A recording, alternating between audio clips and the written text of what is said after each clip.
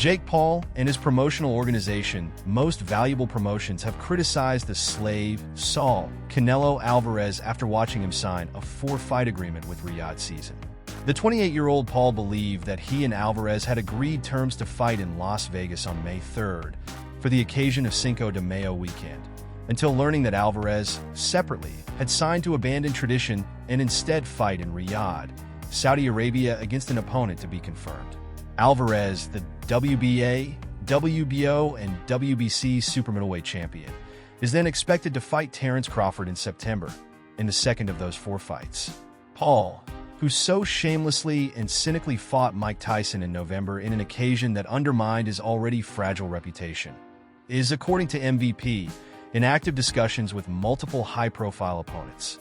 Whether Paul is aware of concerns surrounding what has been described as modern-day slavery in Saudi Arabia is unclear, but he posted on social media, "Breaking news: Canelo Alvarez ducked me, Jake Paul, and is now an owned slave with no regard for the pride of the Mexican people who support him on U.S. soil." It's not surprising when his whole career he has done nothing for the sport of boxing outside of the ring. "I'm the new face of boxing. You cannot have the biggest fight of 2025 without my name involved. When all of your events tank and lose money, you will all realize who the king of the sport is." 28 years old. Biggest fight in boxing history. My own boss. Not owned. 5 years in. All of you felines want to see me fail, but God has other plans. It's the era of good. The era of the elephant. It's the era of MVP. MVP was deep in negotiations for a blockbuster fight between Jake Paul and Canelo Alvarez on Cinco de Mayo weekend in Las Vegas, started a statement issued by MVP. A massive event for the Mexican, Puerto Rican, and American fans. And it's disappointing to see how the situation unfolded.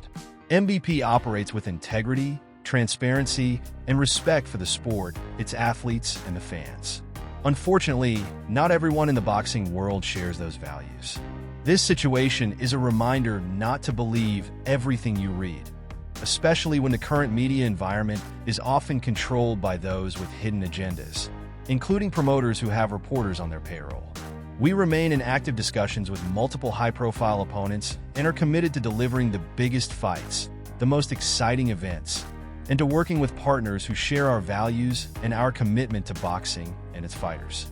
Jake Paul isn't going anywhere, and neither is MVP. We'll continue to disrupt boxing on our terms.